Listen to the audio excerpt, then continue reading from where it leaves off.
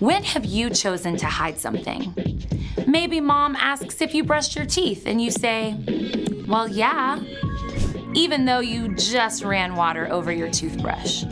Or maybe you don't think you can ever understand math, but instead of asking for help, you sneak a peek at your friend's test paper to double check your answers.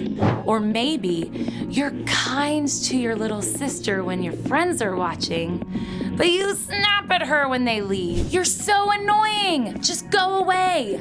Truth is, we all mess up. We all make wrong choices. And instead of owning up to what you've done, it's easy to start hiding, to cover up, to show the world a fake smile, while inside you feel angry or ashamed. But there is more to the truth. No matter how badly you mess up, you are deeply loved. The God who made the entire universe knew you and chose you before the world began. There is nothing you can do to make God stop loving you. When you begin to know and experience God's amazing love, you don't need to hide anymore. You can admit you didn't actually brush your teeth and go back to finish the job. You can confess your struggle with math and ask for help. You can draw on God's love to help you treat your sister just as well when you're alone as when people are watching. The more you choose to be truthful in whatever you say and do, the more others can see God at work in you. They can see how God never changes and never lets go. That's why integrity is an amazing way to worship God with your life. Because worship is about more than just singing loud, it's all about living loud.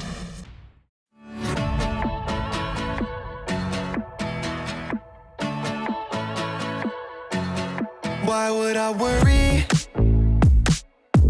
You never show up late, and you don't make mistakes. I'm not in a hurry, no.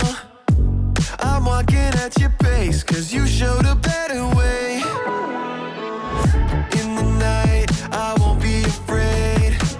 You're by my side, so I know I'm okay. So I will sing at the top of my lungs, the loudest praise, and it goes like, hey, you never change. Your love is strong and it won't fade away. And oh, you never let go. Every day I will sing your praise. I will sing your praise. Praise, praise. I will sing your praise. Praise. My maker, yeah, you are. You call me by my name since before the earth was made. The whole world's creator, yeah. You put the stars in space and the smile on my face. In the night, I won't be afraid. You're by my side, so I know I'm okay. So I will sing at the top of my lungs, the loudest praise, and it goes like, hey, you never change. Your love is strong and it won't fade away. And oh, you never let go. Every day I will sing your praise. I will sing your praise. Praise, praise. I will sing your praise. Praise.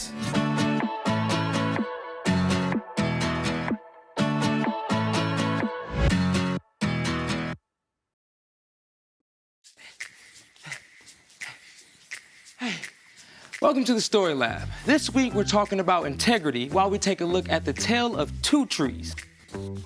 I wonder if either tree has a tire swing.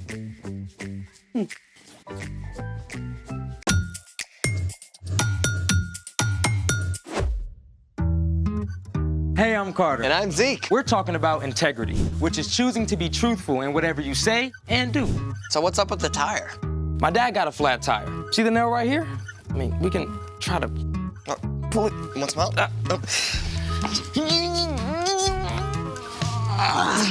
It's like Excalibur. That's not coming out. What's it doing in here? I figured we can use it for something. Tire swing. Dog bed. Workout equipment. Come on, you can do it. I don't Come on. think I can do You it. got it. Getting ripped. Our guest today knows his way around a tire. In fact, he's an expert on cars. Seriously? So cool. Yeah, his name is Mike, and he's a mechanic who lives in Ontario. Well, when do we get to meet him? Right now. Hi, Mike. We are so excited to have you on the show with us today. Hey guys, pleasure to be here. So we're going to ask you a couple of questions today, Mike. But first, we know you're a mechanic, but What does a mechanic actually do? Well, just like a doctor, takes care of the body and makes sure, you're healthy when you're sick, I'm kind of like a car doctor. I take care of cars and I make sure when they're not working well, I get them back up to speed. okay, so how did you get interested in working with cars? Well, it kind of has started as a kid. I've always been interested in small motors and fixing and repairing things. And as a kid, I loved fixing bikes. How'd you get started as a mechanic?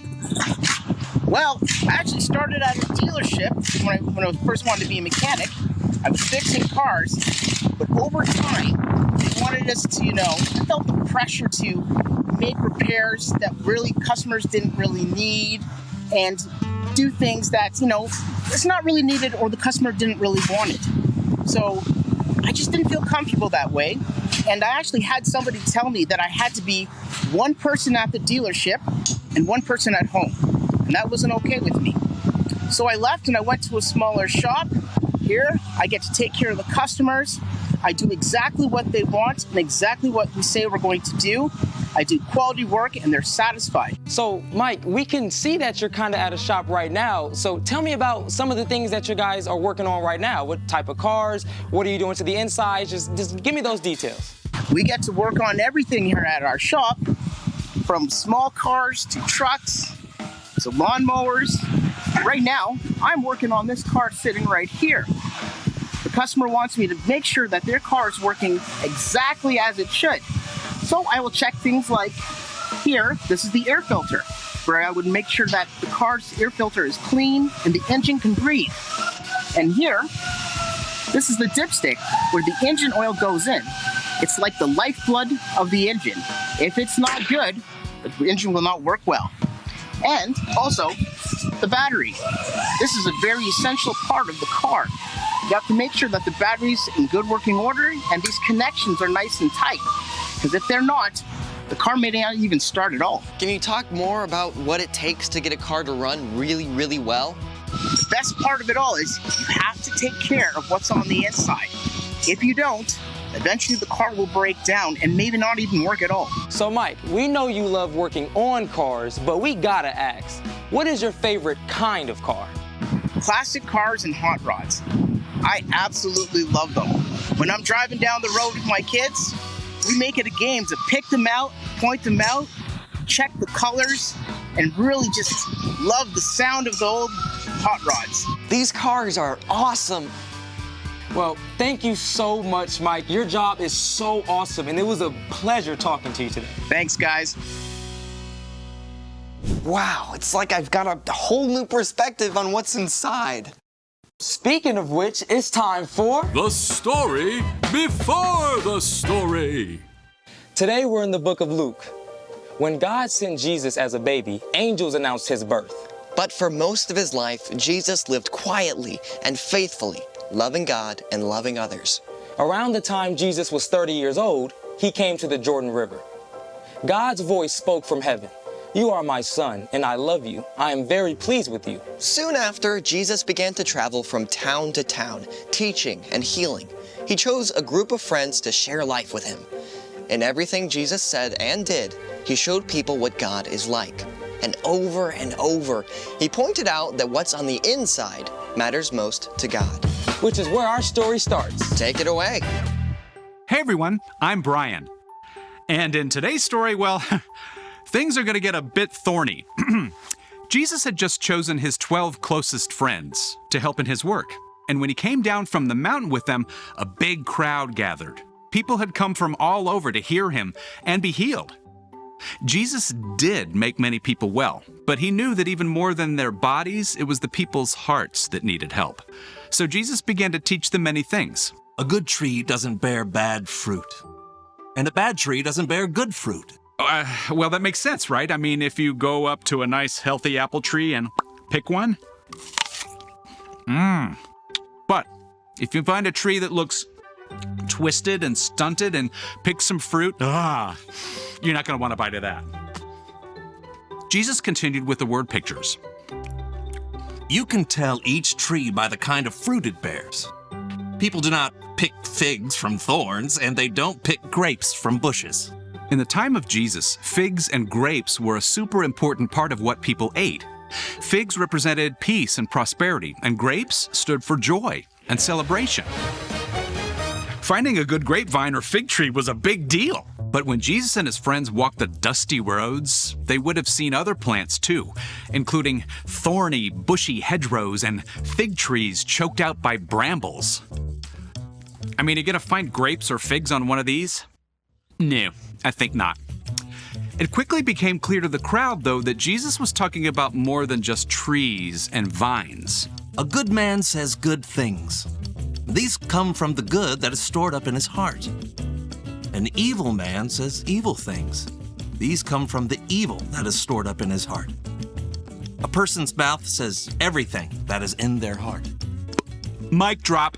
A healthy apple tree produces great fruit, and an unhealthy tree grows bad fruit. They do it without even trying. And we are just the same. If we are in a healthy place, connected to Jesus, good things will come out of us. Our words and actions will reflect Jesus and be encouraging and helpful to others. But when we try to make it on our own, we get more and more stressed out and grumpy. Like an unhealthy tree grows rotten fruit, our words and actions are more likely to spew out and hurt the people around us. Who you are and how you're doing inside will always come out. You might be able to cover up and pretend everything's great for a while, but eventually, the pressure of trying to keep it together will just be too much. You'll end up saying and doing hurtful things, even if you don't mean to. So clearly, we want to be this and not that. Here's the good news. You get to choose which kind of tree you want to be. The night before he was arrested and gave up his life, Jesus told his friends, I am the vine. You are the branches. If you remain joined to me and I to you, you will bear a lot of fruit. You can't do anything without me. Boom, there it is. That's the key. Like a branch has to be connected to the vine or tree trunk to survive, we were designed for connection to Jesus. And when we're regularly learning more about Jesus and talking with him, things start to change inside. Over time, we become like good branches growing trees, growing good fruit. Now, being a good tree does not mean that you'll never say or do something hurtful, but it does mean that most of the time, your words and actions will be loving. And when you mess up, you can take it right to Jesus and ask for help. After all, you and every single person you meet are made in God's image. And when you follow Jesus, you can be confident that you will become a good tree, growing good fruit. The end. Okay, so if I were a tree, what would I grow? Maybe walnuts? Walnuts? Not a fruit. Yeah, but you're a little nutty. And you're a lot cheesy. The story, guys? Right. Well, whatever kind, I want to be a good tree. So what's our part in the story? Well, it starts with a choice. You don't live with integrity by accident. The journey begins by choosing to follow Jesus and then to stay connected to him. And there are lots of ways to do that. Oh, for sure. For one of the best ways is to read or listen to scripture about the things Jesus did and said. Love your enemies. Don't worry about tomorrow. Let your light shine before others. My grace is all you need. My power is strongest when you are weak. Yeah, and that's just a start. You can also spend time talking with Jesus in prayer, just like you'd talk with a friend. Yeah, and that means listening too. When you take time to be still, Jesus might give you a word or a feeling, or just a sense that he's there. Even when you get distracted or mess up, that's still a great opportunity to reconnect with Jesus. There is nothing you can do that will ever make him love you less. And when you stay connected to Jesus, you can be truthful with your whole life. Yep, you got it.